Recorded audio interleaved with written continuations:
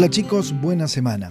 Continuamos ahondando en los temas de la ética y como bien habíamos dicho que la ética, su objeto principal de estudio son los actos humanos, en cuanto buenos o malos, seguimos relacionados con este tema, ¿sí?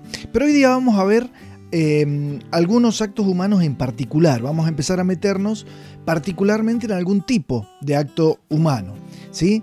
En aquellos que cuando se repiten empiezan a generar en nosotros una facilidad en el obrar. O sea, ya obramos en un sentido que, como hemos repetido en nuestra vida cotidianamente esos actos, pues han generado una facilidad en nuestro obrar.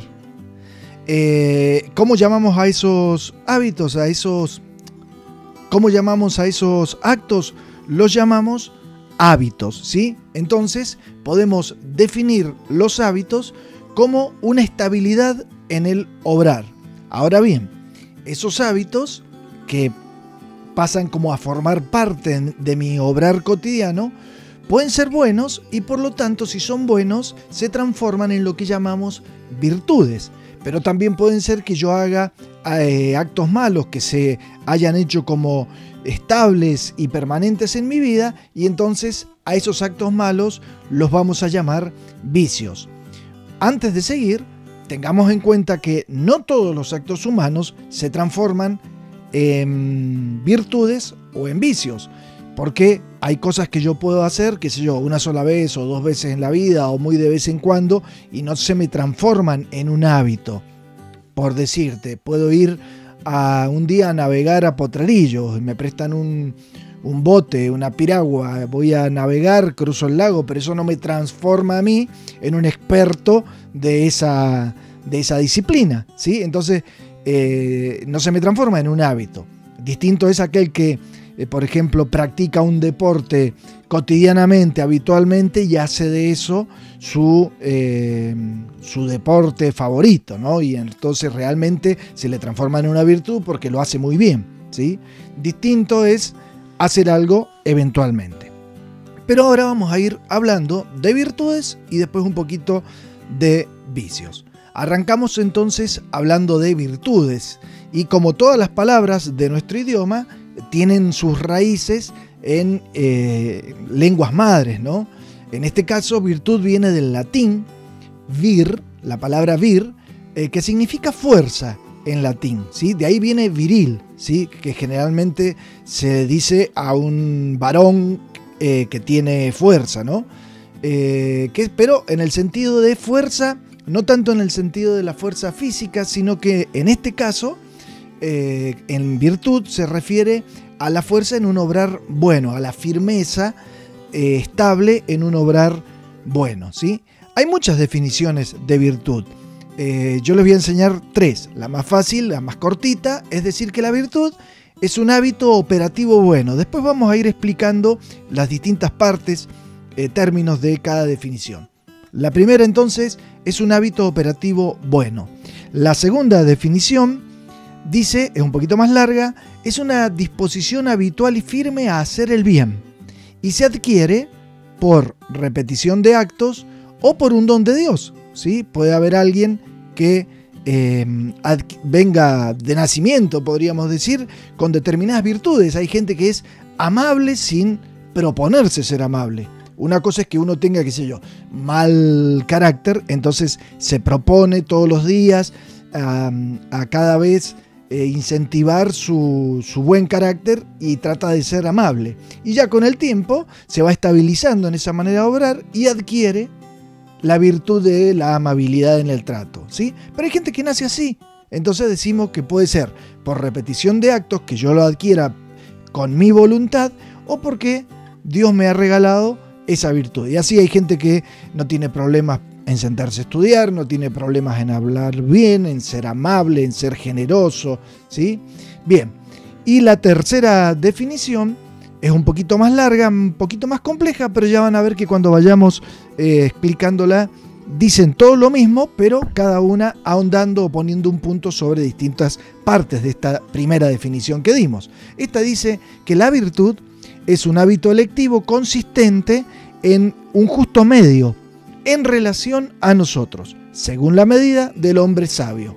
Parece más complicada, pero ya van a ver que no es tanto. Vamos a ir marcando qué cosas tienen en común estas tres definiciones. Fíjense, la primera dice de entradita que es un hábito operativo. ¿Por qué operativo? Porque yo hago algo. No es que deje de hacer algo, sino que yo hago algo. No se adquiere una virtud por no hacer nada. ¿Sí? Para la virtud yo tengo que hacer algo. Es operativo, es algo que yo hago en mi vida cotidiana, con mi persona. En la segunda, ese hábito operativo lo explicita un poco más y dice que es una disposición habitual y firme, ¿sí? Y que se adquiere por repetición de actos o por un don de Dios, ¿sí? Entonces, ven que es algo que yo adquiero haciéndolo cotidianamente. La virtud se ejercita de manera cotidiana, habitual y sin esfuerzo. Y en el tercero dice que es un hábito electivo. Yo elijo hacer el bien. Yo elijo mejorar en tal o cual hábito. Yo elijo las virtudes que quiero que adornen en cierta manera mi vida, ¿sí? Muy bien.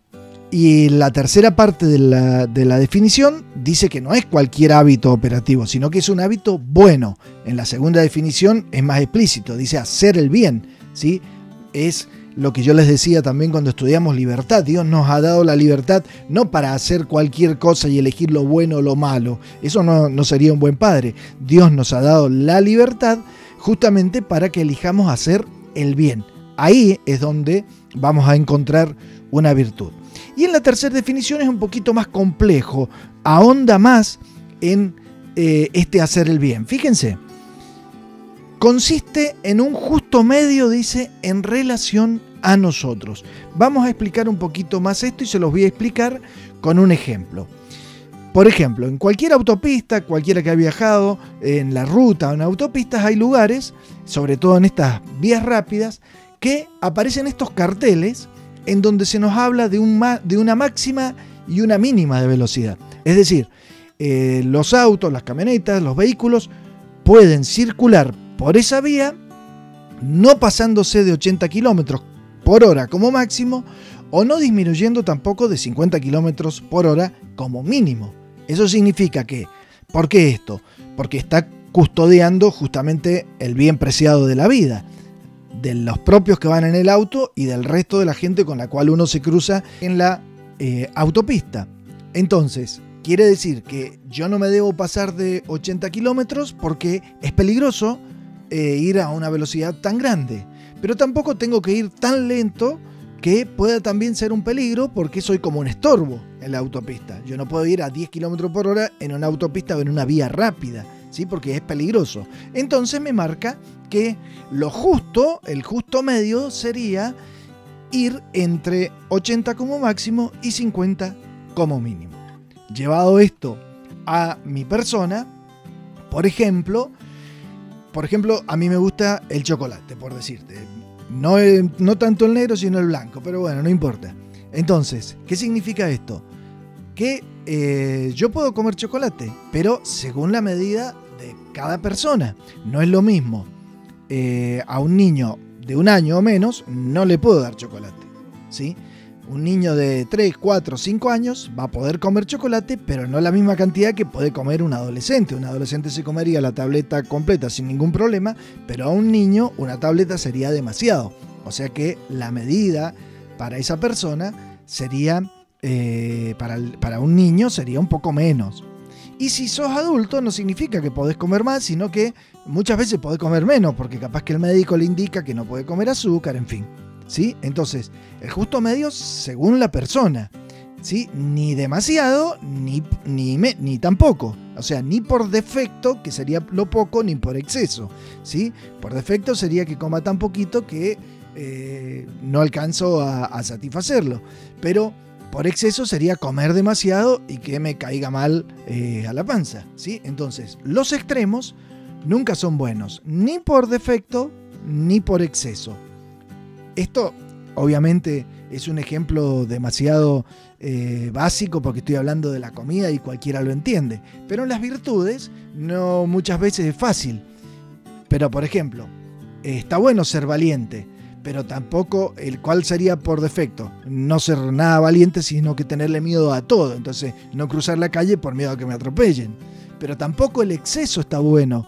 ¿Cuál es? La osadía de cruzar cuando están pasando los autos, porque el tipo puede correr entre los autos para cruzar la calle. ¿Entienden? Y así todas las virtudes tienen como excesos o defectos que muchas veces esos extremos se pueden convertir en lo contrario de la virtud, que dijimos que eran los vicios, ¿sí? Pero terminando, antes de pasar al vicio, para terminar con la última parte de la tercera definición, dice, ¿qué significa esto de según la medida del hombre sabio? Y significa que muchas veces está bueno confiar en el consejo de alguien que tenga más experiencia, ¿sí? Cuando dice hombre sabio no se refiere al varón, ¿no? Se refiere a cualquier persona que me pueda dar un consejo respecto. Entonces, para que me sepa decir cuál es el exceso o cuál es el defecto en una virtud. Porque, qué sé yo puedo decir, sí, yo me encanta decir la verdad, pero a veces uso mi virtud de ser veraz para herir a otra persona diciéndole y cantándole 1000 verdades en la cara. Entonces, ¿qué se aconseja? Está bueno decir la verdad, pero hay que ser prudente, ¿sí?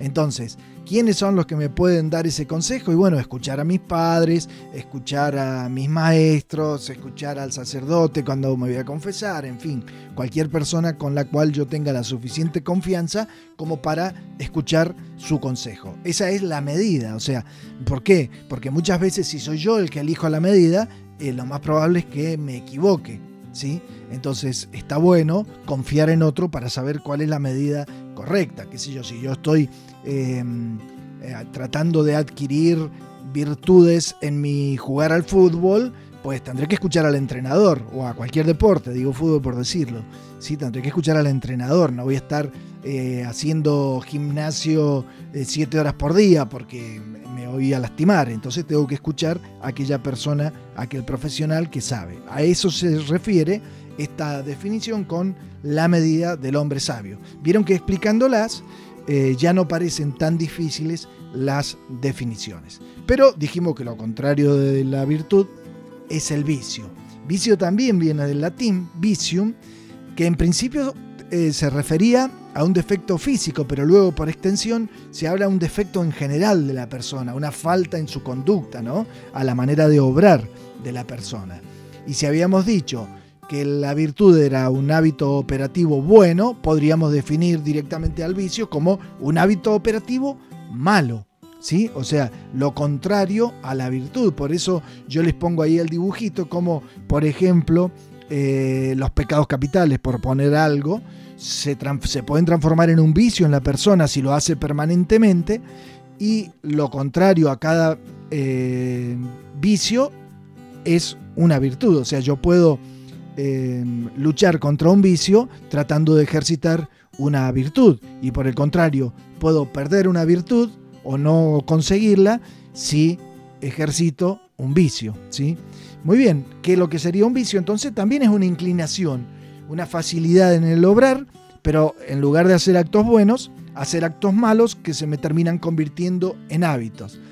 El vicio en sí mismo no es que te incline a obrar el mal, es como una tentación, ¿sí? Pero uno puede resistirse a la tentación de realizar un acto malo, de un vicio, ¿no? Es decir, el vicio no te elimina la libertad, pero te va restringiendo la libertad. Es como por ahí, quizá alguna vez en catequesis van a escuchar que el pecado, lejos de ser una libertad en el obrar, en definitiva lo que va haciendo es encadenarte, o sea, quitándote la libertad. El vicio hace eso, te va quitando libertad, te va restringiendo y luego te deja atado a una manera de obrar que no te permite buenas relaciones con los demás. Entonces, ¿qué es lo que hacen los vicios? A veces alejarte de los demás y cortar relación con los demás. En cambio, las virtudes, al contrario, fomentan una buena relación humana entre las personas. Muy bien, hasta aquí hemos llegado. La próxima clase vamos a seguir conociendo y adentrándonos y ya estudiando específicamente algunas virtudes.